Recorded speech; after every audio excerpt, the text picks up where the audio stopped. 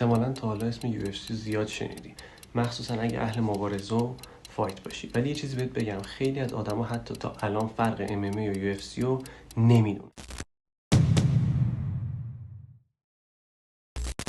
MMA یعنی میکس مارشال آرت، یعنی ترکیب هنرهای رزمی مختلف. یعنی فایتر هم باید مشت بزنه، هم لگد بزنه، هم کشتی بلد باشه، هم رو زمین کار کنه که یه سبک کامل مبارزه است. اما UFC یه سازمانه، مثل یه لیگ بزرگ که مسابقه MMA برگزار میکنه. درست مثل اینکه فوتبال یه ورزشه و یه لیگ برتر انگلیس یه سازمانه. حالا بریم ببینیم UFC از کجا اومده و چطور شده که رسیده به این قولی که امروز میبینیم. اولین بار تو سال 1993 اولین ایونت UFC توی دنور آمریکا برگزار شد که ببینم واقعا کدوم سبک رزمی توی دنیا واقعا بهتره. مثلا یه جودوکار میرفت با یه بوکسور مبارزه میکرد، یا یه کشتیگیر میرفت با یه کاراته‌کار مبارزه میکرد و هیچ قانونی نداشتن و فقط ممنوعیتشون توی گاز گرفتن یا فرو کردن انگشت توی چش حریف بود.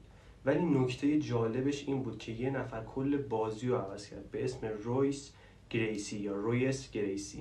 با جوجوتسو برزیلیش یا همون بی جی جیش تونست فایترهایی که حتی 2 برابر وزن خودشن رو شکست بده و همین باعث شد که مردم بفهمن که تکنیکه که مهمتر از خود قدرته. بعدش کم کم UFC قانوندارتر شد، دستکش اجباری اومد، وزنها جدا شد و زمان راندها مشخص شد و داور اومد وسط.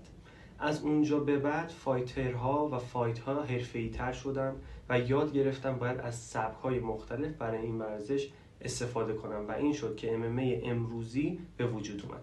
تا امروز UFC شده بزرگترین سازمان MMA دنیا و فایترهایی مثل کانر مک‌گرگور یا جان جونز یا حبیب نورماگومدوف تونستن که یه لول این ورزش رو بالاتر ببرن و به دنیا بشناسونن این ورزش. یه خلاصه‌ای بود از دنیای MMA و UFC که فرقاشون چیه و چطوری به وجود اومده و از کجا اومده.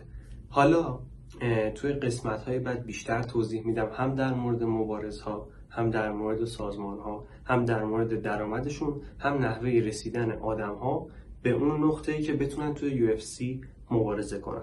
اگه دوست داشتی ویدیو رو حتما لایک کن، اگه خوشت اومد حتما کامنت قلب برام بذار. مرسی از اینکه تا اینجا همراه هم بودی. یا علی.